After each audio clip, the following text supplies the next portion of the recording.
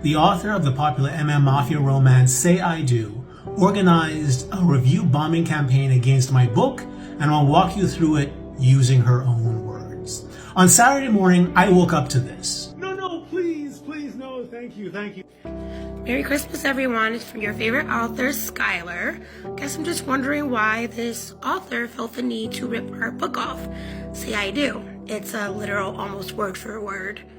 An almost literal word for word? What is she talking about? Honestly, when I got this, I thought it was a joke. So I responded, maybe you should read the book. And she said, I know we're going to play this game where you're going to play like you don't know what I'm talking about. That's fine, do what you gotta do. But let's check some of the similarities, shall we? Arranged marriage, check. Strapped down, main, bottom, sassy character, taken to the altar, check. Bottom gets out and violently harms someone and them, check. Bottom ties down mafia guy to bed with a handcuff so he can go do what he wants to do, check. I mean, I could go on and on and on and on and on. Well, this was confusing because the scenes that she said weren't actually in my book because they're not. And when I told her that, I'm not going to sit here and continue to have back and forth with you because, like I said, you're hell-bent on playing the victim. Those things absolutely happen in your book. I don't expect you to know that because, as I said, it seems as though you shoved it through AI. So maybe you don't know what's in your own book. No, I was still not quite taking this so seriously because obviously anyone who would open my book at all can tell, number one, it's not a literal word for word. Number two, there's not even any scenes that are similar. Number three, the characters are completely different and the story dynamics is completely different. So how could anyone actually read the book and then think that? But what I didn't take into account was that there are people who didn't care about the facts. All they cared about was that their favorite author was accusing somebody of stealing their work, and how dare this guy do it? And when I would respond with, please give me any scene, anything that's the same, she would respond with, okay, thief. And I would say anything, any character, any scene, any theme, anything at all. And all I got was thief. And I'm thinking, what's happening here? And then it kind of dawned on me when her sympathies started rolling in and people started saying, oh, I'm so sorry this is happening to you. Oh, I'm so sorry this was happening to you. And she is just eating it up and riling them up. Like the audacity of him. Yeah, right, you believe that? You believe that? You believe what he's doing? Yeah, the audacity of this guy to try and defend himself against lies. The audacity of him. And I'm wondering, wow, where is this going?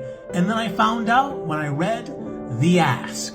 Share this video and spread the word, please. And they did, with Jen Riley immediately responding 1 star on Goodreads and Amazon and posted it was plagiarized. And maybe you might think Jen Riley just said that she did it and didn't actually do it until you see that on Amazon she used her real name when posting the review. And to be fair, you might think, well, this wasn't what the author wanted, is what you might say until you go back and see that after Jen Riley posted what she did, she hearted it, letting everyone else know who came behind her that if you post 1-star reviews on Amazon and Goodreads, she will be grateful and praise you for it. And they did.